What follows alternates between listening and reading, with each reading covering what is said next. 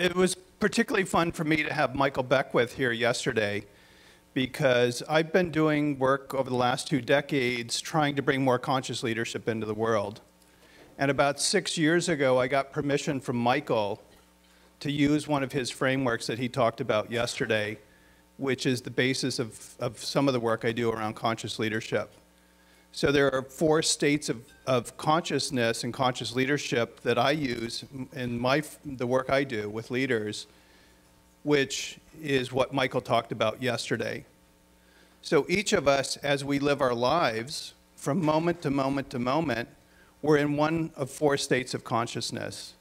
The lowest state, as Michael talked about yesterday, is life happens to me. I'm a victim of the circumstances of my life. The person that cuts me off as I'm driving down the road, the person that cuts me off in line, somebody that does something to me. I'm a victim of life. The next level up is life happens by me. I'm in the shadow side of ego. My life is so fantastic because, damn it, I made it that way. I'm so good. The third level of consciousness, or conscious leadership, as Michael talked about, is life happens through me. I'm in this state of ease and growth and flow and synchronicity and just magic. And then the fourth is life as me. There's no distinction between me and everything.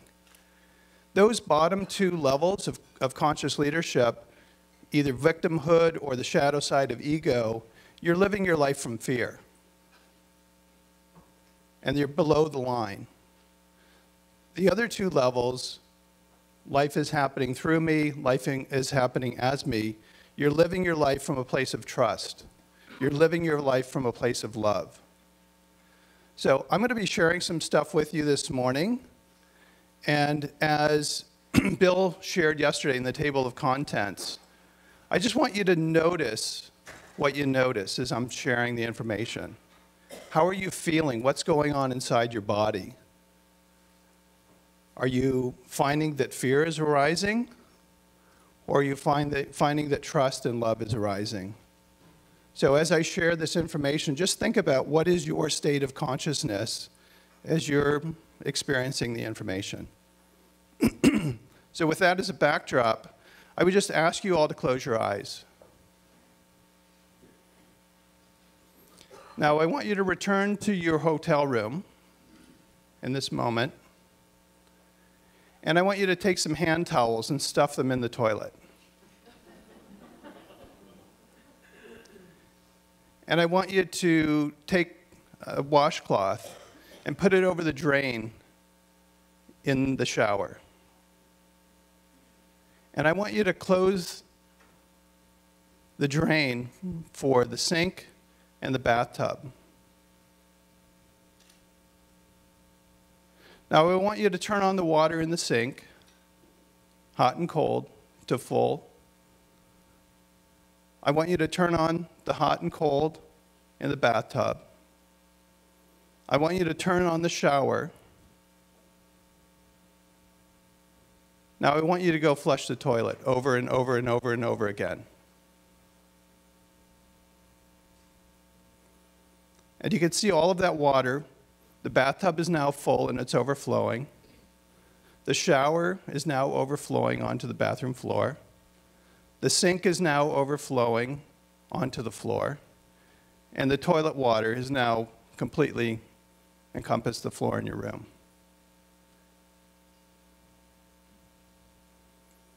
Now go over to the sink and maybe turn the water down a little bit.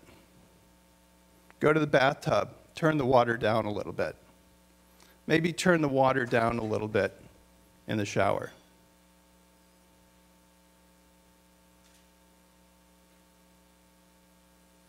That's the Earth's atmosphere. You can open your eyes. We have been throwing CO2 into the atmosphere for decades as a species. The carrying capacity of the atmosphere for about 66 million years was about 270 to 280 parts per million of CO2. In the last 150 years, we've been throwing more and more CO2 into the atmosphere to a point where we scientifically determined that the carrying capacity of the atmosphere was about 350 parts per million. We're now at 409 parts per million. And we're likely going to hit 450 in the next 12 to 17 years. We know that once we hit 450, the scientific evidence suggests to us that it's a tipping point and it's a point of no return. So as you can see, around 1880, the industrial age was really kicking into full-blown efforts. And over the last 100 years, over the last century, we increased the Earth's atmosphere by 1 degree. In this century, in 30 years, we've managed to increase the Earth's atmosphere. Probably it will be about in 30 years. And when we hit that 2-degree mark, it's a tipping point. It's a point of no return.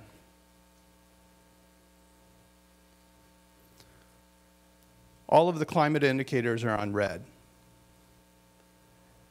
And most human beings are just living their lives. Some of us who are awake are turning the water down a little bit, the volume down a little bit in the sink, in the bathroom, in the shower. All that does is it minimizes the amount of CO2 going into the atmosphere. It doesn't do anything to pull it out of the atmosphere. Unless we pull it out of the atmosphere, it's like just leaving the water running. And the tub's already overflowing, the shower's already overflowing, the sink's already overflowing, the toilet's overflowing.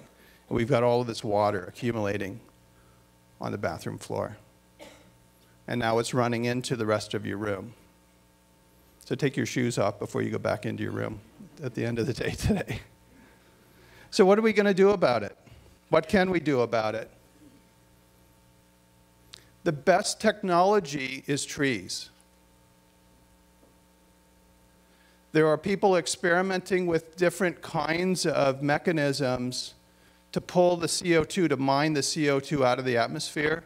There's a pilot project going on near San Francisco Airport where they built a machinery to start sequestering the CO2 out of the atmosphere. That may or may not work. It may or may not be able to scale. But in the intervening period, we do know that trees will actually pull the CO2 out of the atmosphere. And it's actually quite simple. It's a question of how many trees, what kind of trees, where do they need to be planted, and by when.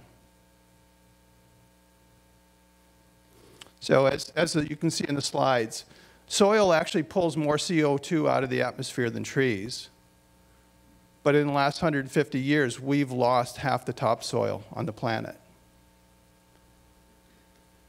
In 1977, or since 1977, we've lost 40% to 50% of the coral in the oceans. And by 2035, we'll have lost 100% of it if we don't do something. So not only are we overfishing the oceans, but we're destroying the coral, which is the nursery for life in the oceans. And we're on the verge of having killed all of the oceans on the planet. And if we don't get more CO2 out of the atmosphere, because half the CO2 produced on the planet goes into the atmosphere, 25% goes into the oceans, and the other 25% gets sequestered on the land. We're running out of time. We've got somewhere between 12 and 17 years to prevent us from hitting the 450 parts per million. We need to bring it back down to about 270, 280 parts per million, which has been the historical average for better part of 66 million years. So we talked yesterday about the Sustainable Development Goals. If we plant trees, or if you think about what do trees do around sustainable development, they actually hit most of the SDGs. They help with hunger, they help with employment, they help with air quality, they help with the oceans. And how do they do that? If you think about trees and the various models of how trees are being planted around the world, particularly in third world countries, but increasingly in second world countries, NGOs are working with women, and it's primarily women, to plant seeds on their terraces, in their yards, in their gardens, to grow trees, get them to seedlings. They get paid to do it. Those trees get transplanted, whether they're mangrove or other kinds of trees. They get transplanted into the forest and create economic opportunities. One of the organizations I've been on the board for about 6 years is an organization based in Belgium. It's called We Forest, which is working on not only trying to understand the science of reforesting the planet, the impact of the planet, of tree planting, but also figuring out models for employment so we get out of this false choice of the economy or the environment, creating employment opportunities. When they plant forests around the world, they'll set aside about 10% of the trees to be fruit or nut-bearing trees so that it's a source of food, it's a source of employment, it's a source of education, it's great for the environment, it's great for the economy. So we have, with trees, the opportunity to help with carbon sequestration, help with climate, help with employment, help with a whole host of things that we don't think about because as human beings, we think of trees as a resource. And the reality is trees are more than that. Trees are beings just like we're beings. And until we can change our relationship with nature and stop seeing ourselves as separate from nature, until we can start seeing trees as beings, just like we look at each other in the room and think, well, we're human beings, we're different from all of the other plants and animals on the planet, we're going to continue to throw more CO2 into the atmosphere and destroy the opportunity for human life on the planet. So then the question becomes, how many trees? What kind of trees? And where do we plant them? And it's actually really simple. We need to plant 263 billion trees by 2030.